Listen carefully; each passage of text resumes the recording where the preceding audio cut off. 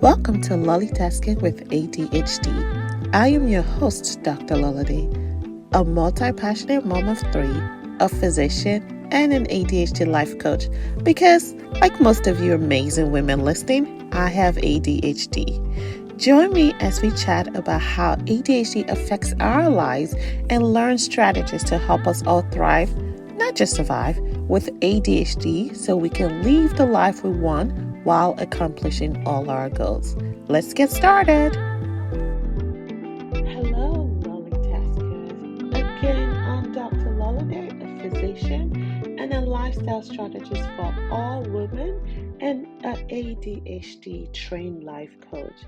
My goal is to help women who are ready to show up in their full potential with ease.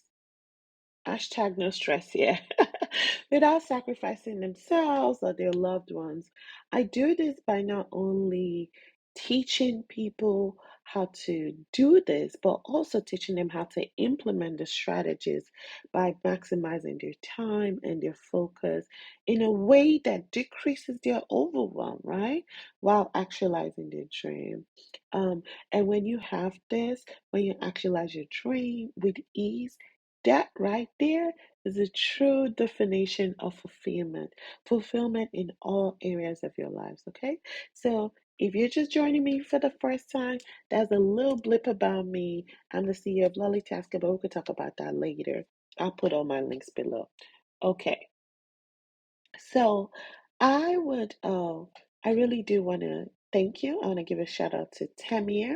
Tamir left a review on our last episode on intuition, and she talked about how, it's very refreshing to hear people talk about the science of intuition. Because I don't know if you listened to the last episode, I talked about how a lot of times when I first started hearing about intuition, it was like this woo-woo thing, like this magical thing that happens. But in the last episode, I talked about how intuition is not a woo-woo thing, right? Well, maybe some people it is, but for me, it actually makes sense, right? Because with ADHD, we have so many inputs that come into our brain. When you have a lot of data, you have more information to draw from. So our subconscious is able to use all that data we're always constantly thinking about and implement it or come up with a possible hypothesis, if I may. So, intuition is a hypothesis our subconscious comes up with, okay? So, that was that. Anyway, so she talks about how that was very refreshing to hear that. And in her hearing that, she feels like she's even more able to listen to her intuition, especially knowing that, oh, it's from past experiences. It's coming up with an hypothesis. Sometimes your hypothesis is right, sometimes your hypothesis is wrong. So it is what it is. So thank you, Tamir. I really, really appreciate that review. And if you are listening to the podcast today, and if you love this podcast, I encourage you to leave a review, share with your friends, share with your community, put on your posts, everywhere. I want more people to hear about multitasking with ADHD because the more people hear about it, the more people will listen to it and learn from it. And you all know we want to share with our sisters, okay? So that's that. This particular episode is dedicated to my accountability besties, okay? Me and one of them we're talking about how and why accountability is so important and how it increases success with ADHD. And I was like, you know what? I'm going to do a podcast about it, okay? So I've had this accountability besties for going on 2.5 years now. Or is it 2 years? I don't know, girl. It seems like we've been best friends for life. You don't know the funny things about those girls. I've not met any of them in person, like legit. However, these people have been through it with me and back, okay? So I want to dedicate it to you, ladies. I love you. See you, babes. All right. That being said, you can tell I'm happy. I don't know why I'm so hot today. But, anyways, so it's really important. It's really important. These women are amazing. But Imagine this though. How many times have you defined your goals? You wrote it out. You went through the SMARTY technique that I teach in my program. How specific, measurable, um, achievable, relevant, time bound, interest, environments. That's our own technique. Um, and then you develop this game plan. Okay. You have your game plan, but you just don't have enough dopamine. Your receptors are non-existent. Where you at dopamine, you can't find the dopamine to get you, to activate you, to achieve your goal. Okay? So you go for something more fun because that goal you're trying to achieve at this point in time, um, the big D, dopamine, is just not working with you right now. Dopamine is not working with you right now. Okay? Then your boss calls you and he thinks your colleagues should partner with you. Of course, you hate partners. I don't like working with people. Just leave me alone. But the mere fact that that person is working on their part of the project motivates you because you're not going to be seen as that person who did not do their part. And what makes it worse is that they're staring right at you. You're sitting in the same office. He's doing his own, and you want to do your own. So all of a sudden, it's something you've been working on for a week. You finish in an hour. How many of you guys have been there? I want to say me, me, me, me, me. Go ahead and say me, okay? Because I know we have all been there. So the first question you really need to ask yourself is, why am I not getting whatever goal it is I am doing done? And after you've answered the why, depending on what the why is, then the next question to ask yourself is not how you can get it done sometimes, right?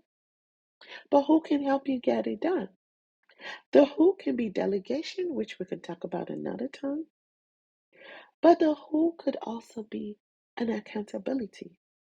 An accountability could be a person, a thing, or a place, or environment. When I say place, why do I just feel like I just defined a noun?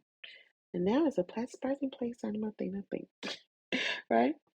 So it can be any of that. An accountability partner, like many things, you have to define it for yourself. What does it mean to you to have an accountability partner? If the word accountability gives you the EGBGs, if it doesn't work for you, go ahead and change the word.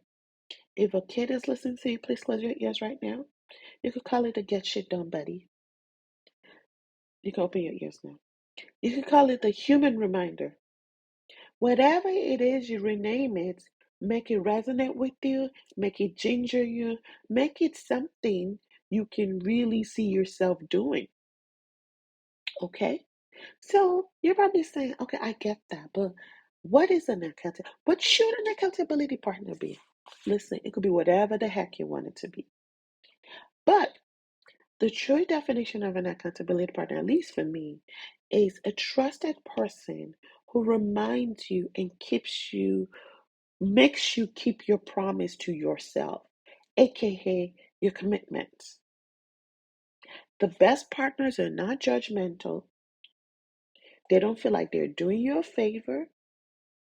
And you have given them the permission to call you out on your BS. And then now, you know what? It is just what it is. Okay?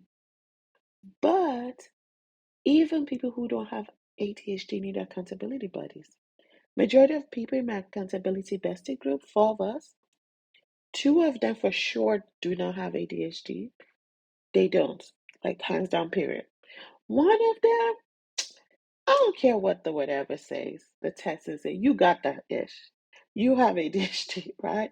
And you guys know I'm a certified ADHD person and ADHD. I wear it wholeheartedly. Okay. But it still works for all of us. We have a different kind of accountability setup, and I'm going to talk about different types later on. But it's very important to know exactly what it is to you. And why do you even need it? You guys always ask why. Why do you even need an accountability buddy? According to the American Society of Training and Development, they did a study on accountability. And this will blow your mind, guys. It will blow your mind. They said having an idea or a goal makes it 10% likely for you to complete it. And we people with ADHD, we know this because we are idea galore. We are always having ideas nonstop. The question is, are we working on the idea? Are we just thinking and going, that seems cool, right? That's 10%. Consciously deciding that you would do it makes your ability to complete it an additional 25%. So that brings you up to 25%. And say, you know what? That's that impulsive nature of us guys. I'm going to get this done. Deciding when you would do it brings it up to 40%.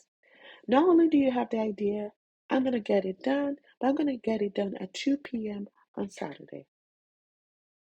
Planning how you get it done, which is a lot of the things we talk about in our program, brings it up to 50%.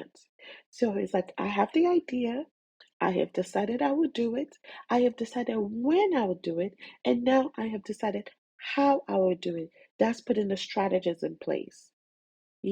That's creating systems. Committing to someone that you would do it with brings it up to 65%. So the fact that now you have a commitment with your buddies that, okay, I'm going to do this, that brings it up to 65%. Just ordering it out.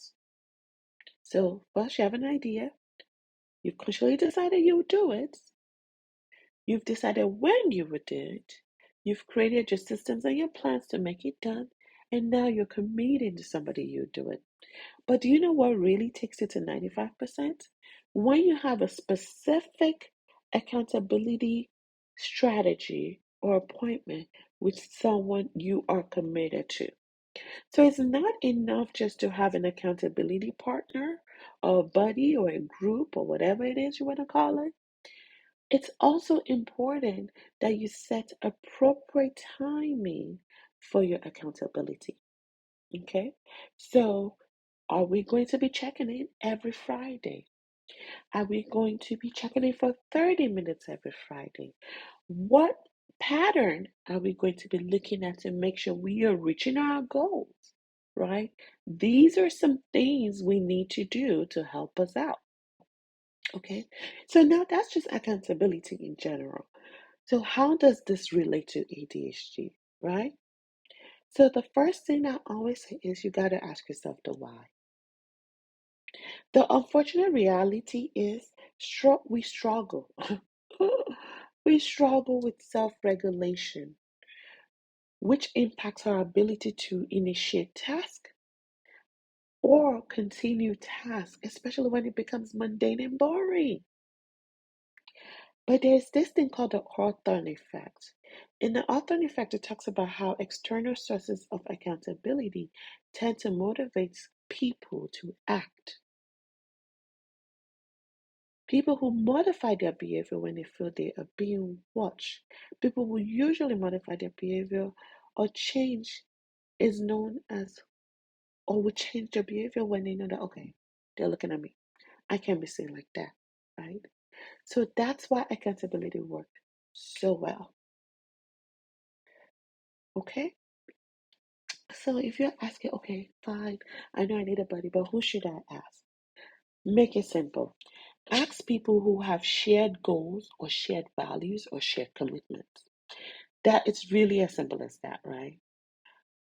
Your ability or attitude or characteristics also is good, but I think the most important thing is, do you guys have to share same values? So, for example, my CEO babes, these are my business accountability buddies, uh, where our main goal is to make a difference through entrepreneurship. That's really our main goal. The how we make a difference is totally different for everybody. I'm a lifestyle strategist and an ADHD coach. I help all women. Another one is a marketing exec who helps so many people with marketing and copywriting and helping people with their MBA. Another one of us is a financial strategist, a financial coach. Another one of us is an amazing counselor. Oh my gosh, right? So we all do different things, but our shared value is we're all entrepreneurs who want to make a difference. Point blank, period. And because we all know we want to make a difference, we, in our shared value, are able to help each other out. Okay? So that's it. Question who? Character matters, right? You don't want to be with someone that's always like and you're super quiet, right? You want to be someone that understands you and you understands them. So, but at the same time, I don't want you to overthink it. Sometimes in us overthinking it, that we don't get anything done. Okay. So, how can we make your accountability work? So, the first thing, just like with everything in ADHD, make it simple. Don't overcomplicate it. We are the queen of complications. Don't overcomplicate it. Systemize it. For me, text messages work great. Go ahead and auto-save a text message and send it when you think you're going to send it. If you're supposed to check in next Friday, go ahead and automate your check-in process that you need to do. That way, by Friday, the text shows up to them. Okay? Voice your goals together. It's good to tell people where the destination you're going in, but it's even more important to know where the next street is. So when you guys are coming up with your accountability goals for the week, always break it down into smaller, achievable goals and easy for people to follow you on. And then you want to recheck your goals when you come back. So if you say, oh, we're going to check in again on Friday, guess what? Next Friday, you should be rechecking your goals. Did you meet your goals? What are you supposed to do in return? Right? What are you supposed to do not only in return, what are you supposed to do when you don't actually meet your goals? What are the things you're going to change to make sure you meet your goals? These are important questions you want to keep asking. When performance is measured, performance improves. When performance is measured and reported, the rate of improvement, the rate of improvement accelerates. The likelihood of becoming a success increases when someone is there to monitor your progress and performance. So that's basically what accountability does for you. So the next thing I want to chat about is the type of accountability. People always assume that accountability should only come a certain way, or this is what accountability is, this is what accountability is not. Accountability could be anything like a human reminder, like, okay, I need to leave at 2 p.m. And because I know I'm busy, I'm going to ask my husband to remind me at 2 p.m., which he may also set an alarm to remind him to remind me. But the long and short of it is, I have a human reminder. You could do double buddy. Having a buddy buddy doubling is having someone else. You may not be doing the same thing, but you're working on something, they're working on something else. But the mere fact that they're in your environment encourages you to do your part. Co-working session. Co-working session is a way where I'm doing my work, you're doing your work, but we have times. In our LollieTasking Accomplish with Ease membership program, we have a co-working session that we do after our planning session where we use the Pomodoro technique. So when you have your accountability buddies, I encourage you guys to do a co-working session together using a Pomodoro technique. And what that is you work for 25 minutes, you take a 5-minute break. Some people do 50 and 10 minutes. Another thing are accountability groups. Accountability groups are a group of people where you guys again have a shared goal. Let's say, oh, we are, for example, when I was studying for my cardiology board, I had an accountability group of my girlfriends who were all PICS cardiologists who were also taking the test. So we had a plan of what to do. We go do our own thing, and then we'll come back the next week and we'll talk about what we did. Okay? Accountability group can be business. They could also be life besties, and they could be, like your professional besties. Life besties, to be honest, are the best. You have one common value and goal, but you're there to almost like give you a support system to help you get to your goals. Okay. There's also coaches. And you guys know I love coaches. I love coaching so much. I went to coaching school to learn how to be a good coach. Not only does coaching help you with accountability, it also helps you create the goals that can help your ADHD brain. It helps you learn how to activate yourself to be able to actually get the work done. Because any planning without implementation, basically, it does not work, right? A coach is also that constant reminder to achieve your goal and to succeed in life against all odds.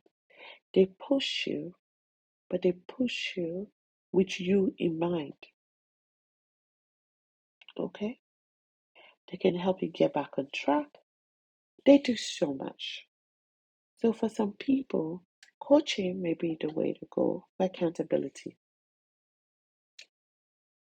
But you maybe say, okay, I got you. I need an accountability partner. But you know what? The problem is I'm me with my ADHD. I'm a shitty accountability partner. Like I would be the worst person to keep anybody accountable. I could barely keep myself accountable. That's true. That's true. Because we don't want to disappoint anybody.